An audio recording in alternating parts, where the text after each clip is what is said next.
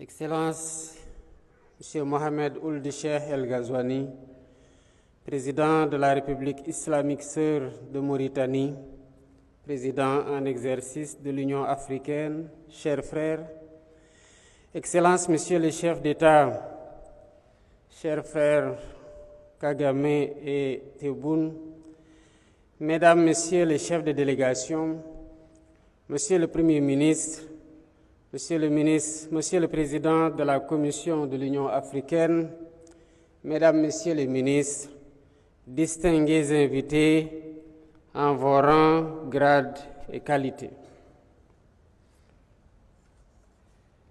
Mesdames, Messieurs, je tiens d'abord à remercier mon frère, le Président Ghazouani, pour son invitation à cette rencontre et les dispositions habituelles qu'il a bien voulu faire prendre pour faciliter notre séjour ici. Nous nous sentons bien chez nous. Son implication, je lui renouvelle mes félicitations pour son leadership et son remarquable travail à la tête de l'Union africaine dans un monde en constante mutation, marqué par des turbulences préoccupantes. Notre rencontre de ce matin est la parfaite illustration de son implication personnelle face aux défis du continent. Cette invitation s'inscrit dans le cadre de la mise en œuvre du thème de l'année de l'Union africaine et témoigne également de l'importance que nous accordons tous aux thématiques qui touchent le cœur de notre avenir, à savoir l'éducation, la jeunesse et l'employabilité.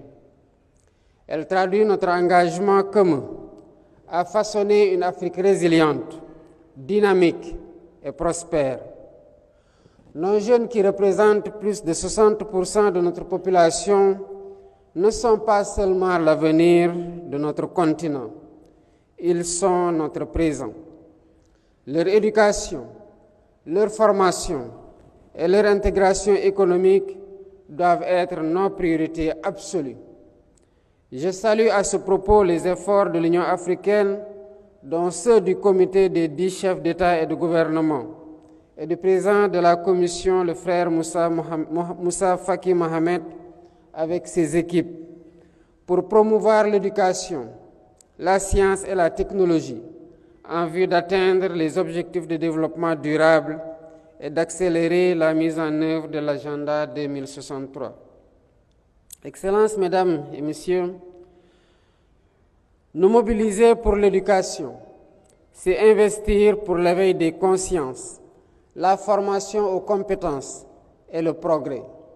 C'est également contribuer à forger la capacité de discernement qui rend moins vulnérable à la manipulation et aux influences. C'est ériger le savoir, le savoir-faire et le savoir-être en rempart contre l'ignorance et l'obscurantisme. C'est par ailleurs assurer la qualité des ressources humaines capables d'assurer un développement économique et social endogène. Au Sénégal, nous avons fait le choix d'investir massivement dans une éducation inclusive et de qualité. Et cela passe, entre autres, par l'affectation de beaucoup de ressources de nos budgets et des partenaires. Cela passe par l'accès à tous à une éducation de qualité, en particulier pour les jeunes filles et les communautés rurales, afin de briser les cycles de pauvreté. Cela passe par le renforcement de l'éducation, de l'introduction des technologies, du numérique dans le système d'éducation, de formation à tous les niveaux. Cela passe par le renforcement de la formation technique et professionnelle adaptée aux besoins du marché pour connecter nos jeunes au monde du travail. Mais il ne suffit pas de former, il faut aussi créer des opportunités d'emploi et des écosystèmes favorables. La jeunesse est le moteur de la transformation économique. Nos jeunes regorgent de créativité et d'ambition. C'est à nous, décideurs, de leur offrir les conditions nécessaires pour innover et entreprendre. C'est ce que nous faisons au Sénégal, où l'investissement dans le capital humain de qualité et l'équité sociale sont au cœur du nouvel agenda de transformation de notre système et du pays à l'horizon 2050. Nos programmes visant à favoriser l'employabilité sont déjà en cours d'exécution et plusieurs autres phases d'initiation. Il s'agit notamment de l'accompagnement des startups dans le secteur clé de l'économie numérique et de l'économie verte, des partenariats publics-privés pour encourager les entreprises à recruter et à former les jeunes, des projets structurants comme les pôles industriels, les hubs d'innovation qui génèrent des emplois à forte valeur ajoutée. Nous ne devons toutefois pas sous-estimer les défis, car l'écart entre les compétences enseignées et les besoins du marché reste important. La question de la transition démographique exige aussi des solutions rapides et durables.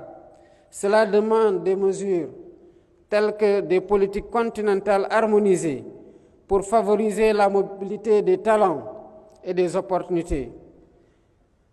Cela demande une collaboration renforcée avec nos partenaires internationaux pour mobiliser davantage de ressources et d'expertise. Le développement des infrastructures éducatives et numériques pour réduire la fracture entre les zones urbaines et les zones rurales. Excellences, Mesdames et Messieurs, le succès de notre continent repose sur notre capacité à offrir à nos jeunes les moyens de réaliser leurs rêves. Unissons donc nos forces en vue de bâtir une économie africaine capable de retenir nos talents et de répondre aux aspirations de notre jeunesse. Ensemble, faisons de cette conférence un tournant important pour l'avenir de notre jeunesse et de l'Afrique. Travaillons main dans la main pour bâtir un continent où chaque jeune, où qu'il se trouve, pourra s'épanouir et contribuer au développement de notre continent. Je vous remercie de votre aimable attention.